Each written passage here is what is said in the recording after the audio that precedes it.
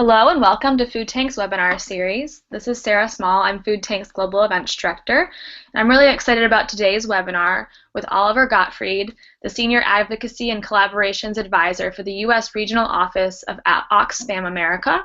And also joining us is Mary Babick. She's the Senior Communications Officer for the U.S. Regional Office of Oxfam America as well. Today their presentation will cover the human cost of cheap chicken and their Lives on the Line campaign. This webinar will be recorded and posted on foodtank.com afterwards. You can also follow along and participate on Twitter using hashtag #FoodTank. Also, Oxfam's hashtag for their campaign, they'll be mentioning later, is hashtag Lives on the Line. Also, please submit your questions using the questions tab in your control panel or email them to me, S-A-R-A-H, that's Sarah, S-A-R-A-H, at foodtank.com, or submit them on Twitter. So without further ado, Oliver and Mary, it's wonderful to have you here today, and I'm excited to hear your presentation. I believe Oliver will be kicking off their presentation this afternoon, so I'll give you the floor now, Oliver.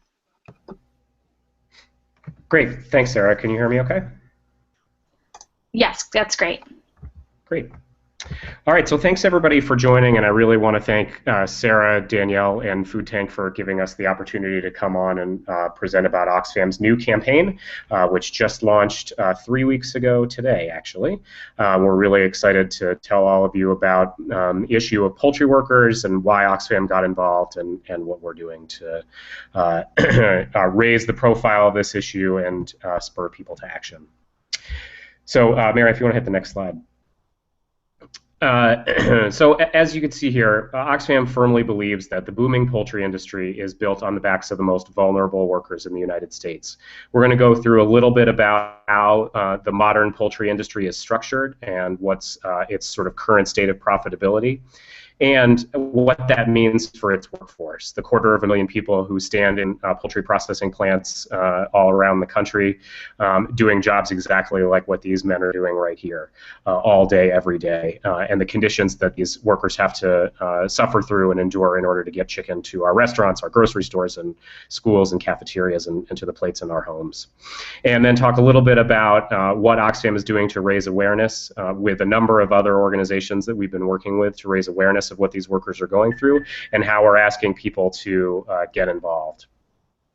So a little bit about the poultry industry and what's happening. So about 60 years ago, the poultry industry and really a lot of agriculture was very disparate, spread out. It was a lot of very small farms, many small farms with just a very small number of chickens per farm. And we must thank the Pew Center for this graphic, which they included in a report that they did on the environmental impact of the poultry industry many years ago.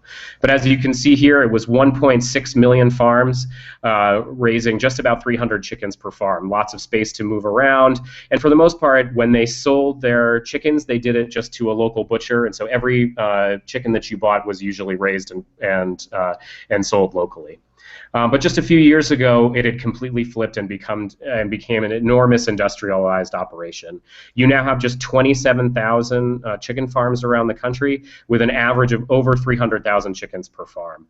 And they work around the clock to raise and breed chickens and give them over to poultry processing plants that then process them around the clock to the tune of, Mary, if you want to flip to the next slide. 8.6 billion pounds of chicken per year, and this is the graph of what poultry production has looked like for the last 64 years or so. And it has really just exploded in growth, and commensurately, our consumption of chicken has grown exponentially. And about 20 years ago, chicken became the most popular meat in America, and since then, consumption of chicken has only increased, while consumption of beef and pork has actually gone down. The average American now eats 89 pounds of chicken each year, and that's expected to continue growing, perhaps not at exactly the same exponential rate that you see here, but still at an extremely high rate. And that, in turn, has changed the way that we process chicken. What you have now is just a few companies that control the majority of the chicken processing in this country. This is an extremely modernized and consolidated poultry industry, to the point where the top company, Tyson Foods, controls almost a quarter of the market by itself.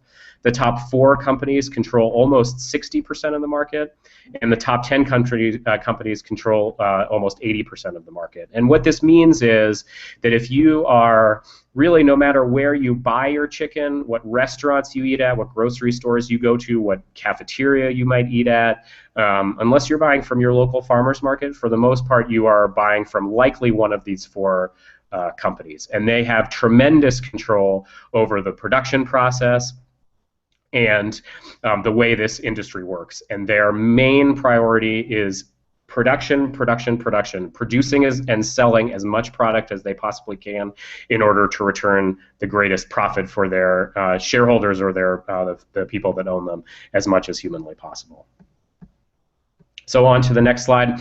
Also, what you have is tremendous consolidation. So there used to be a lot of other companies that would buy and sell chicken, but one of the growth strategies that these companies have used is to buy up smaller companies and absorb them into their operations. So while you may buy Weaver chicken nuggets or Hillshire Farm chicken sausage or even Coleman Organic or Coleman Natural Chicken, what you're doing is actually supporting one of these 4 companies. So Tyson Foods now itself owns things like Weaver and Sara Lee and Hillshire Farms. And Purdue, which is the 3rd largest poultry company, owns Coleman Organic and owns Coleman Natural and owns Harvestland. So while you think you may be buying from a company that employs better conditions or treats their chickens better or has safer food, really what you are is still just supporting these top 4 companies.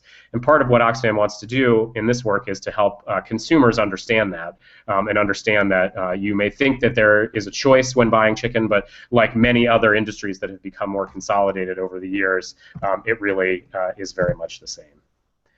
So all these changes in production, the growth of these companies, how much bigger they've gotten, how much more product they have to put out, what does that mean for workers? So Oxfam spent the last 2 years putting together the report that has informed what we're going to talk about here in the website that we'll point out to you, and have really found sort of 3 main issues, areas of concern that have propped up. So there are 250,000 poultry processing workers in the United States, and these are the workers who take the live chickens when they arrive at each of the processing plants and help basically turn them into, at the end of the process, the pre-breaded, pre-seasoned, pre-cooked chicken nuggets and chicken strips and other things that you can buy at the grocery store or eat at a restaurant. This is almost entirely a workforce that is minorities and people of color. There are a significant number of immigrants in this industry and as well a significant number of women. There are not exact demographic numbers for this industry because the federal government in their data collection combines poultry, beef, and pork processing workers together. But anecdotally, we know that it is almost entirely people of color. Maybe a third or more are immigrants, and about half, or if not more than half, are women. And this plays into the unique problems that they suffer, and I'm going to go over them quickly here, and then we'll go over them in a little bit more detail next. These workers suffer incredibly high rates of injury and illness that result in debilitating and lifelong injuries. They are rewarded purely with low wages that are declining in value. And because of these vulnerable populations that make up this workforce, the poultry companies deliberately take advantage of who these workers are to create what we call a climate of fear. So more specifically on these issues, on the next slide, Mary. This is some numbers that came from a survey of poultry workers in Alabama that Southern Poverty Law Center, who's one of our Oxfam's partners, put together several years ago. So what you'll see here is that almost 3/4 of the workers that they surveyed had suffered a significant work-related injury or illness. More than 3/4 of them had suffered cumulative trauma disorders in their hands and wrists. And cumulative trauma disorders are what happens when these workers stand on the processing line while the chickens move by them at incredibly high rates. They basically stand in place for every day for an 8-hour shift with perhaps one 20 or 30-minute break in the middle of that, and all they do is process chickens all day long. These chickens go by at a rate of 35 to 45 chickens each minute, and each worker has one job that they do, whether it's to cut off the wings or to pull off the skin or to pull off the chicken breasts or to cut off the legs. They perform that exact same job over and over and over again every day without a break. And a rough estimate is that these workers do the exact same motion, again, whether it's a cutting motion or a sawing motion or pulling motion, at least 20,000 times a day, and that can be as high as 100,000 times per day. And again, they do not get breaks. These companies do not allow them to stop, stretch, leave the line, even to go to the bathroom, and I'll get to that again in a second. Or be able to stop at their own pace. They are basically pushed to do this exact same job without stopping for about 4 hours. They get a very short break, and then they move on to the next job. And what that means is they start to develop what are called cumulative trauma disorders. That's pain, swelling, numbness, tingling, loss of feeling, loss of grip from their hands, hands and upper body for doing these same motions every day. And again, in this Southern Poverty Law Center survey, 86% of the workers reported hand or wrist pain, and as I said, swelling, numbness, or the inability to close their hands. So if you go to the next slide, you'll see some of the official injury statistics that the government has counted. Oh, let me give a quick, you can go back, Mary. So this is just one example of the kind of problems that these poultry workers suffer. This is a woman named Karina. She worked at a poultry plant in North Carolina, and the Charlotte Observer several years ago interviewed her. She is unable to use the forearms on her hands because of the work in the poultry plant. So she's not able to pick up anything or hold it, and so here she is hugging a child really with her forearms, but not with her hands or her wrist because she's unable to. So looking at some of the specific injury data, this is from the Department of Labor in their annual survey of injuries in the poultry industry. Poultry workers suffer occupational illness cases at 5 times the average of all other workers, and that includes these cumulative trauma disorders like carpal tunnel syndrome. But specifically for carpal tunnel syndrome, they suffer it at 7 times the average of all workers. And carpal tunnel syndrome, the way that it manifests itself for these workers is can be sort of a permanently disabling condition. While a lot of office workers may think of carpal tunnel as pain in their wrists and they wear a brace and they have to be careful about the posture that they use for their computers, for poultry workers, because of the severity of it, it can be a permanent and lifelong disabling condition where they lose the inability to use their hands. And finally, they suffer repetitive strain from microtasks, the tiny little jobs they do in cutting, hanging, and pulling at 10 times the average. And part of the problem that we and many others have uncovered is that the rate of injury that's reported in here is likely severely undercounting the actual rate of injury. Poultry companies deliberately prevent workers from reporting injuries that would show up on surveys like this one from the Department of Labor by discriminating against workers that report injury, harassing workers that report injury, or sometimes even firing workers that report injury. So our contention, and the contention of many others, including some government sources that have surveyed this, is that the injury rates in the poultry industry, official injury rates, likely severely undercount the problem. So on top of these injuries, not only this, but poultry workers suffer from what we believe is woeful compensation. These are not minimum wage jobs, but they are very low wage jobs. These workers average about $11 an hour, which translates to about $20,000 to $25,000 a year. And over the last 30 years, almost 40 years, those wages have declined by 40% in actual value. And as you'll see, the poverty level for a family of 3 is about 20,000, and the poverty level for a family of 4 is about 25,000.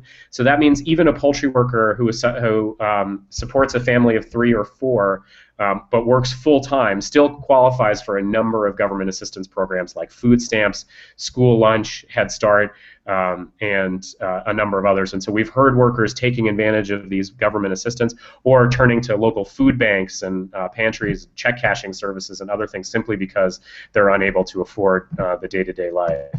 On top of that, these poultry companies are making an enormous amount of money at the time that these workers are suffering from this.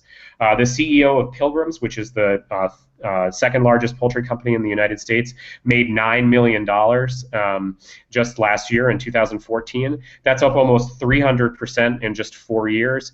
And he makes, basically in less than a day, he makes the same amount of money that one of his poultry workers will make in an entire year, and their profits and their profit margins are only going up while the real value of these workers' wages is going down.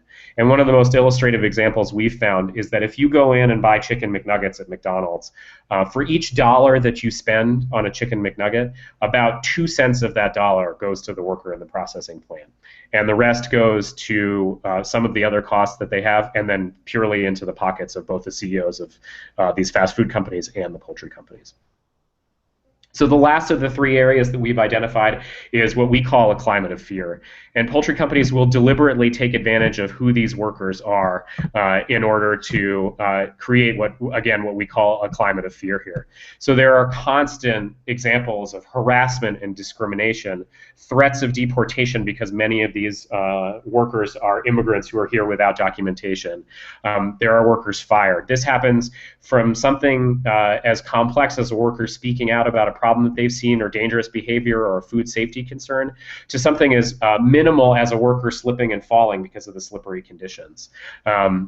Poultry companies often employ what's called a point system, which is basically a demerit system. Each time they might show up to work late or report a problem or slip and fall, they're given a point. And if they accumulate a certain number of points, then they're fired without explanation. The problem is that the workers don't know what the points policy is because the companies keep it vague and mysterious on purpose. So workers have no idea what gets them a point, how many points they have, how many points it may take until they're fired. And so they basically will never speak out about a problem because they may fear that they're 1 more point away from being fired. Or sometimes the poultry companies will invent other excuses to get rid of them, even though they know that the worker has done nothing wrong.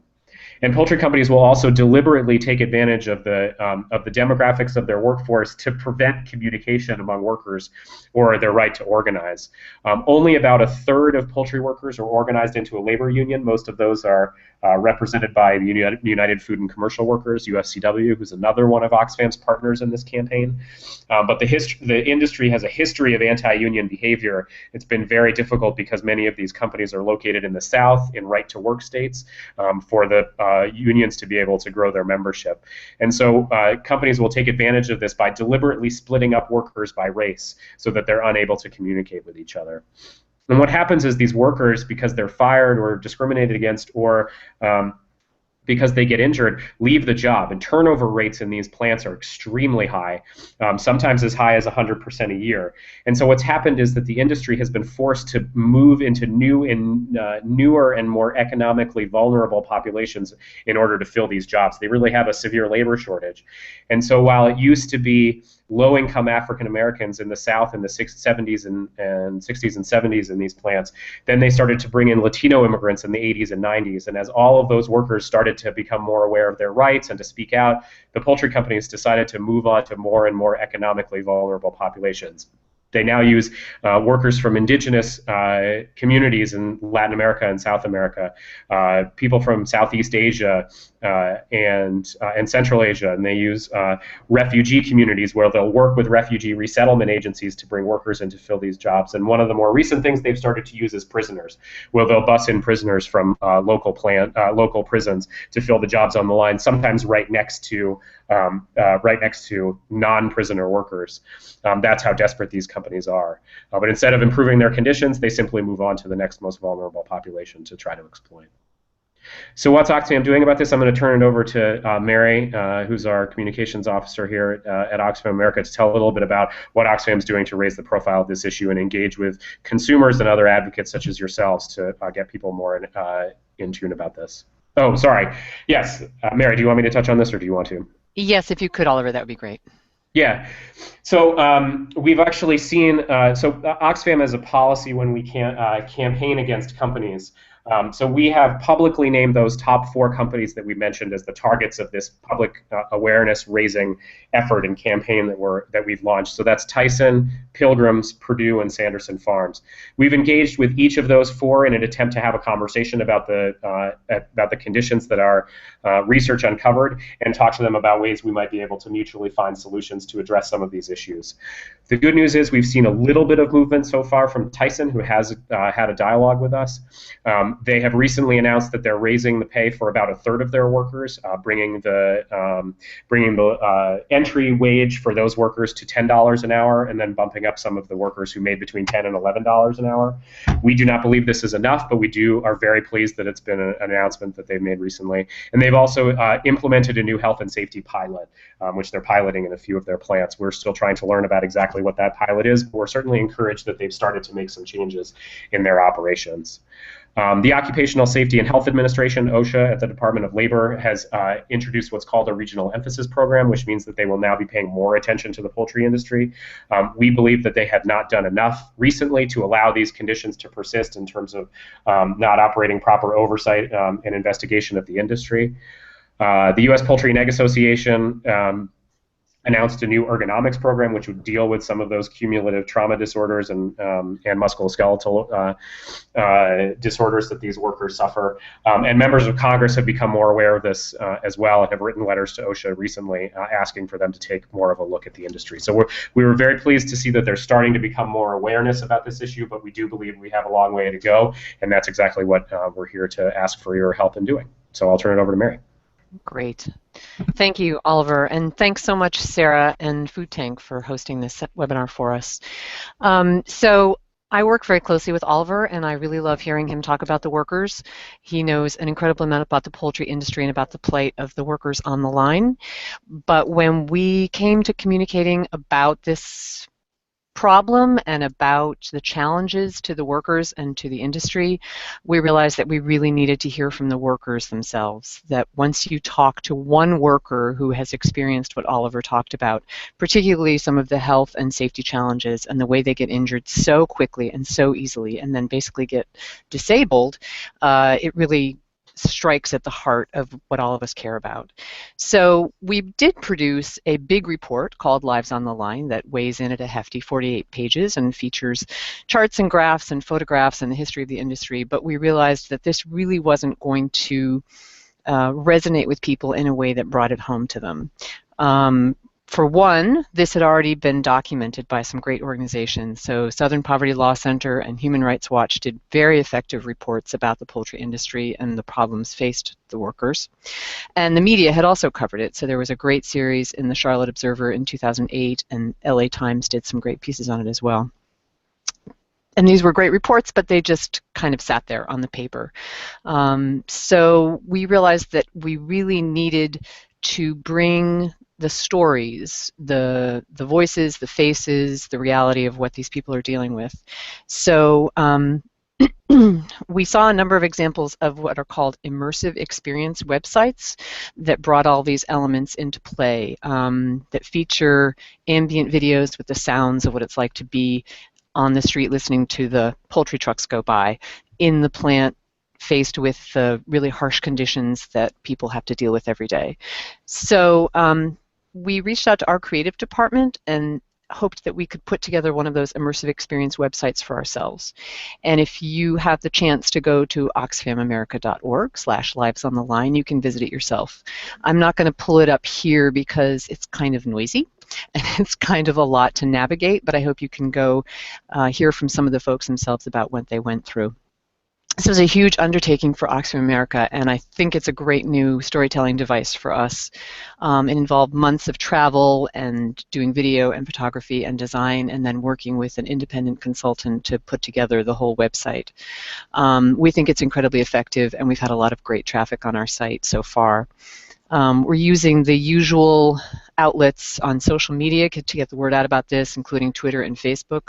We're really reaching out to influentials in the industry, and we're really glad that Danielle Nuremberg and Food Tank have been one of those, along with Michael Pollan and Mark Bittman and some great figures in that area.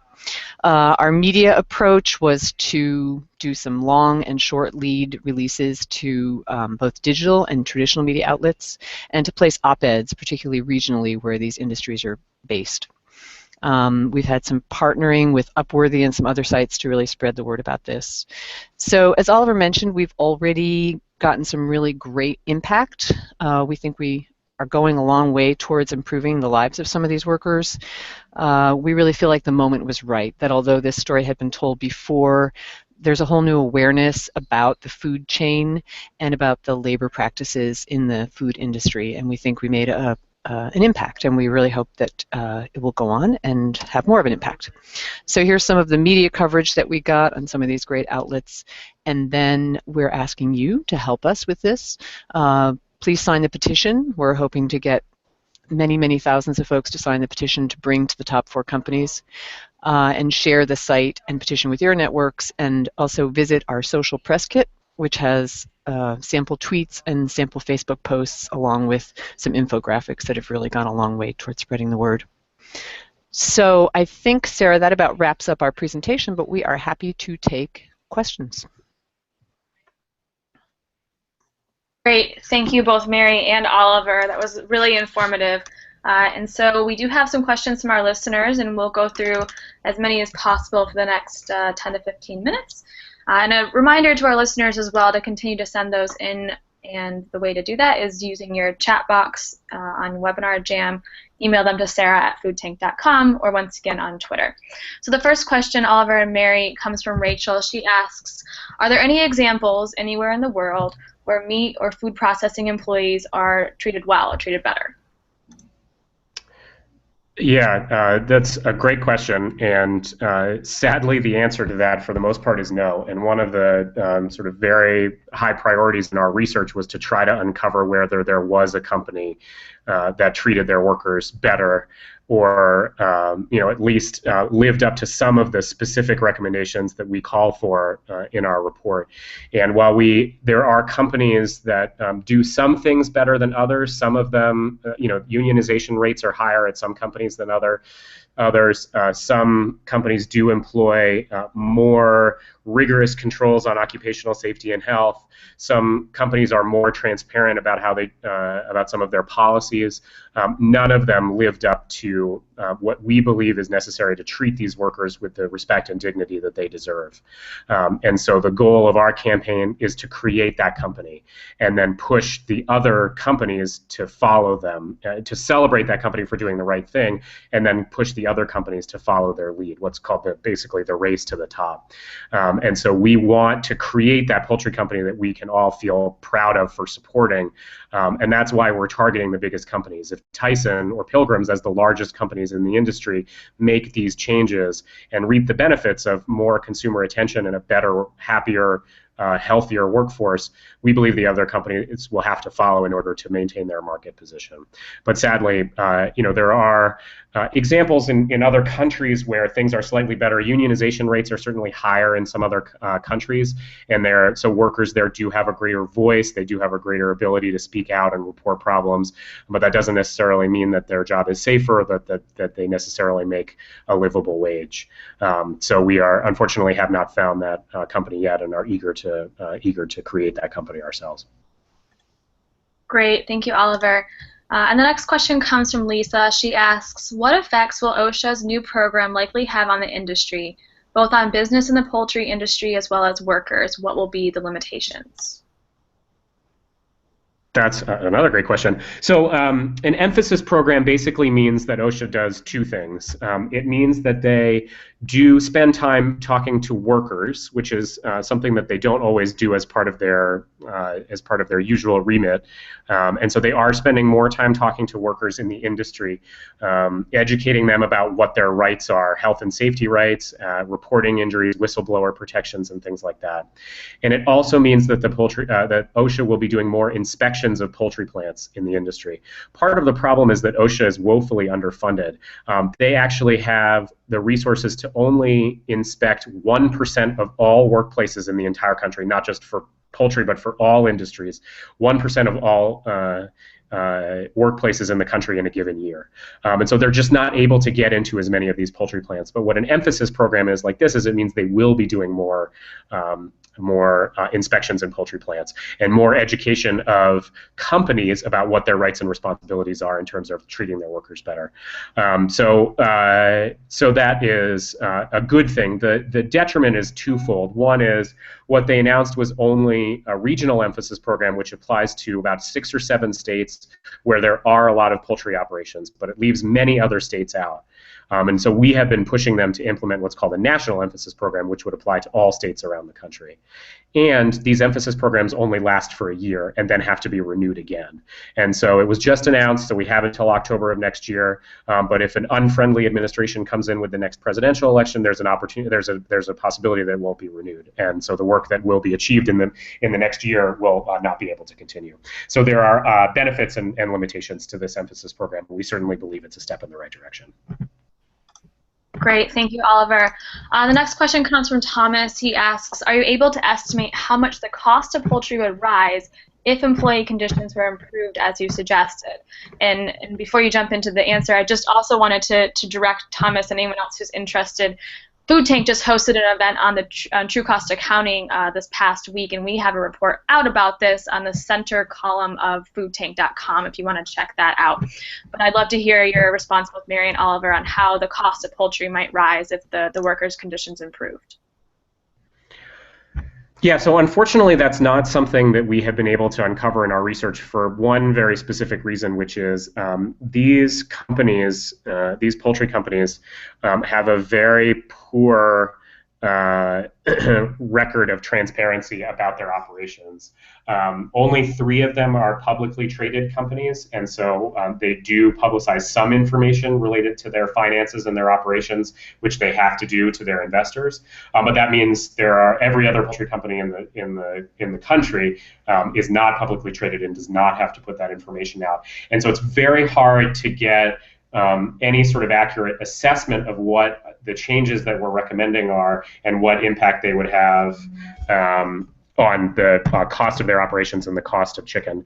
And so what we do know is that there are a number of specific recommendations that we ask the poultry companies to implement in our report that would have no cost to them. Things like setting up a mechanism where workers are consulted about conditions in their plants and they have an ability to speak out without fear of retaliation or abuse for speaking out. That is, setting up a system where workers are consulted, whether it's a survey or worker management committees or something like that, would cost the companies no money at all. There are a couple of very simple ways for workers for companies to eliminate some of the health and safety risks. One of them, very simply, is job rotation. If workers do different jobs throughout the day, say they have an 8-hour shift and do 2 hours on one job and 2 hours in a different job that uses a different muscle group, you really lessen some of those repetitive strain injuries that workers suffer. That's another thing, if you rotate workers throughout these different jobs, that basically cost them no money whatsoever. And so there are a number of things we very specifically came up with recommendations that would have no cost. But there are other recommendations that we include that would have a cost associated with them. But again, because of the lack of transparency from the industry, we aren't entirely sure what that is. And so we're hopeful that a company will partner with us to help us uncover that. Great, thanks again, Oliver. And this question might be more for Mary's expertise, came in via email. The listener asks, the average consumer probably doesn't think about their meat coming from an animal, let alone the workers who help put it on their table. Does your new immersive website try to tell that story? And what is the best way to communicate the importance of this issue at the dinner table? Well, we do address whether people want to stop eating chicken or not. So we do have an answer for that, which is basically it's up to you.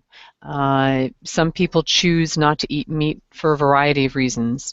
The primary message behind the website and our campaign is that jobs processing animals are part of our economy and that they do not necessarily have to be miserable jobs, which is pretty much what they are right now.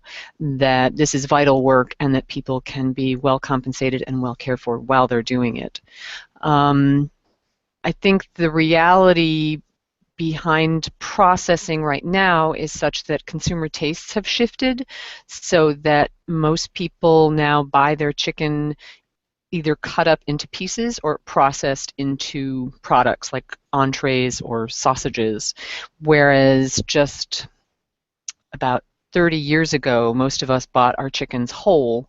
Now we buy them all cut up. So that has shifted a lot of the processing work to the factories as opposed to the home. And I think it also indicates sort of consumers' loss of touch both with the labor but also with the aspect that it does come from an animal and that we're responsible for that relationship with that animal. Michael Pollan says that eating has now become one of our primary relationships with nature, and I think a lot of us have just lost that as the products have become more and more divorced from the whole animal that it started with. So again, the focus of our campaign is primarily on the people who do the processing of this work, but I think it does speak to how consumers relate to our food chain. Yeah, and one of the things I wanted to add to that, Mary put it very well, but you know, one of we reference on the website how these poultry companies have made some very positive announcements recently. Now we'll wait to see how well they implement these, but they have moved towards getting rid of antibiotics in their poultry supply chain and have started to talk about only sourcing cage-free eggs in their operations as well. Those are very small steps, and they're not adequate to address either of those issues, but those have happened because consumers have spoken out and have said, we want the chickens to be treated better, we want our food to be safer. And so we believe that that consumers standing up and saying we want workers to be treated better could be a very inclusive piece of that message as well, and something that the companies would have to listen to. So this industry does not move quickly, and it does not move often, but it is starting to move a little bit, and we believe that, as Mary said, the time is right to include workers in the conversation that we're having about where our food comes from. Great. And our next question comes from Nathan, who is a legislative correspondent for a U.S. senator as well as a young farmer tuning in from Washington, D.C. this afternoon. And he asks, I wonder if there is any federal legislation that could be introduced that could change the situation without endangering the job security of the workforce, example being deportation in the case of unauthorized immigrants. Yeah, so there are a number of things, and we do call for them, a few of them specifically in the paper version of our report, which Mary mentioned. The PDF is available at the link on your screen. Specifically, obviously, with comprehensive immigration reform that gives many undocumented immigrants a path to citizenship, would remove, one of the barriers that these workers have to being able to speak out, and would remove one of the advantages and power imbalances that these companies have over workers. But there are other specific steps that the government could take, specifically Congress could take, to improve things for these workers. More funding for OSHA would mean that they could conduct more operations, more investigations and better oversight of this industry to uncover the sorts of problems that they do find when they do go in and do investigations. And there have been a number of very egregious violations that they've uncovered recently, but not enough, because we believe that these conditions are persistent across the industry. The industry, Congress could also step up and actually create legislation that would mandate slower processing line speeds. As I said, the speed at which these workers have to process chickens, again, about 35 to 40 to 45 chickens per minute, which is a chicken every 2 seconds, basically. They could mandate that. Right now, limits on how fast processing line speeds run are set only by the Department of Agriculture, and they are set only with food safety reasons in mind, not anything having to do with worker safety. So Congress and the administration could act to slow those line speeds down, but in fact they've done quite the opposite. There was a proposal from USDA 2 years ago that would have allowed companies to run their processing line speeds faster, but due to the work of a number of very great organizations, that that rule was abandoned, and so that line speed increase did not go through. But we believe that there are a number of things that Congress could do. The last one being increased protection for whistleblowers who do speak out and are retaliated against. Again, our report has more specifics on that, but while we are targeting mostly the industry with our campaign and trying to get these companies to change, we are continuing to advocate in Washington, D.C. for policy and regulatory change that we believe would improve conditions for these workers as well. Thank you, Oliver. And the next two questions I think are related. So Jennifer asks, do you believe that more unionization within the chicken processors or sounds like poultry industry would improve their work environment or wages? And then another listener asks via email, how are unions or groups like the Coalition of Immokalee Workers changing the industry? So yes, there's no question that if more of these workers were organized into unions, they would be able to bargain collectively for higher wages and safer working conditions in a more powerful way, because there would be more of them. The fact that only a third of the workforce at this point is unionized leaves 2/3 of these workers out, and it means that because the majority of workers are unorganized, they have less bargaining power collectively. So you would have more workers with a very crucial way to speak out through grievance mechanisms and other things that exist for unionized workers. So the labor union is involved in this effort. They've been very much a part of this, and union members have been joining. Poultry worker union members have been joining us at some of our public events and speaking out about this. They believe really what we hope to achieve in this campaign is creating an atmosphere where these companies value their workers more and respect the right, if these workers want to organize into unions, that they do not prevent that from happening. Because what happens now is that these companies actively engage in union avoidance practices. And so we want to create an environment where if the workers want to organize into a union, that the companies do not stand in their way, so that it's up to the workers what sort of action they want to take collectively. Great, thank you. And then the next question comes from Honor, and she wants to compare the conditions in the U.S. to the EU. So her question is, are conditions significantly better in the EU, and how do you expect the TPP will impact that? So we don't exactly know what some of these new trade agreements and how that will impact the working conditions. So one of the advantages that we have in this fight is that we do not import any chicken that's from any other country into the U.S. The rules do not currently allow for that to happen, but we do export it, and about 20% of all chicken in this country is exported to other countries, and the poultry industry sees exports to other countries as one of their big growth areas, because as I said, consumption in this country does still continue to climb, but it has leveled off somewhat, and so these companies really see these foreign markets as a tremendous opportunity for them. The European Union is not one of the areas where we export much of our chicken. We do, for the most part, export most of it to Africa and South America and some Asian countries. But we have, again, while there are slightly higher rates or much higher rates of unionization, we have not heard about really good working conditions in some of these European countries or in some other Western Hemisphere countries as well. So we have, again, we looked for better companies not only in the U.S. but around the world as well, and just have yet to be able to identify those conditions in any country, whether it's here or overseas. Great, and we'll end on this question. So, based on a lot of the statistics that you shared, Oliver, that doesn't look too attractive. And based on the WHO's recent announcement of processed red meat being a carcinogen or probable carcinogen, it seems like poultry consumption will only increase. So, as a consumer and for our listeners today, where is the best place for them to buy and consume poultry if they choose to eat meat? And how can they also support the Lives on the Line campaign from Oxfam? Mary, you want to handle this one?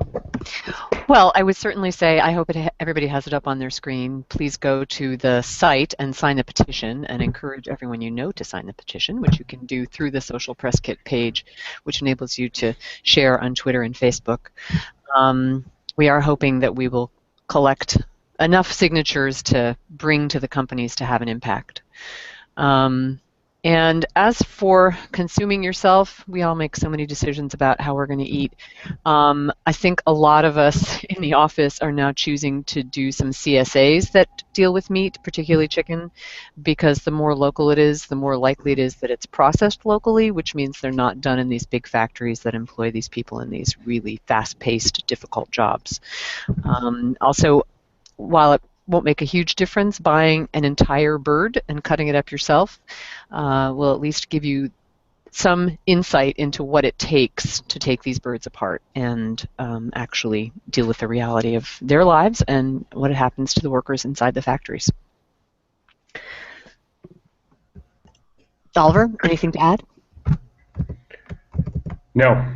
No, I think as Mary said, we believe that the way that things can change is for these companies to hear from their consumers and their customers directly, and so that's why we created this petition, and that's why we're asking people to take action with it. And we believe that if they hear from enough people and they get enough pressure, that they will change their conditions, and then we can all have a company that we can. If you do choose to eat chicken, you will have a company that you could support and feel good about. So.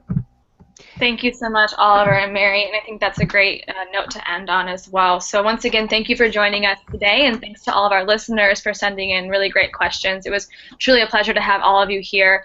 I have one announcement. Tomorrow we'll be hosting another webinar at noon Eastern. It'll be with Anna LePay, and the topic is the ABCs of the GMO debate. Do we really need GMOs to feed the world? So I encourage all of our listeners to register now on foodtank.com.